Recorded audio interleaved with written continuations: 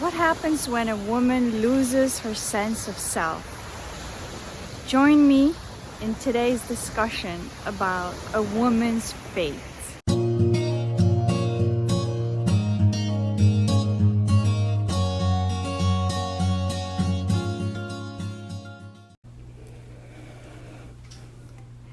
Hi everyone, welcome back to my channel. The idea for today's video came to me because I read two books and found some similarities between them.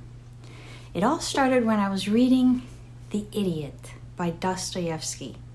Dostoevsky describes a party where people are telling anecdotes. One man tells a story about someone who bought camellias to a woman as a sign of his love.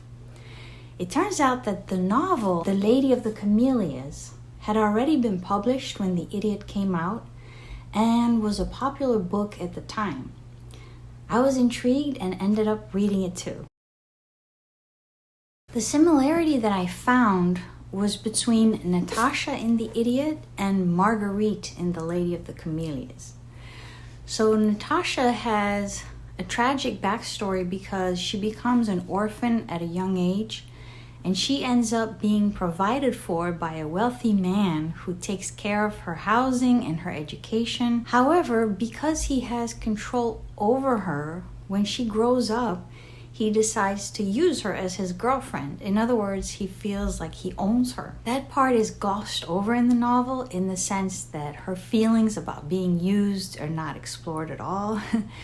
As a woman reader, it feels like a gut punch when you get to that part and realize what is happening. As Natasha becomes an adult, she exhibits some radical mood swings and issues with her mental health.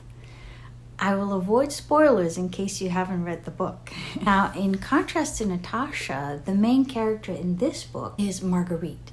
Marguerite is considered a kept woman. Her expenses, her apartment, her maid are all paid for by an old man who sees her as his protege because she reminds him of his daughter who passed away. In addition, she has another man in her life who gives her money in exchange for a relationship with her. Although there is this similarity of accepting money from men, I felt like Marguerite's mental health was somewhat more stable than Natasha's, perhaps because she had evolved into a kept woman gradually. Marguerite felt like someone who manages to look for small joys as a way to escape the harsh reality of her circumstances. This led me to reflect on what these women are really after. The question I asked myself was, is there a redemption for them? And if so, what does it consist of? In both books, there's a hint of the idea that finding true love could be their redemption. Yet, even as they each develop relationships that are more meaningful, you get the sense that the gaping hole inside of their soul cannot be filled.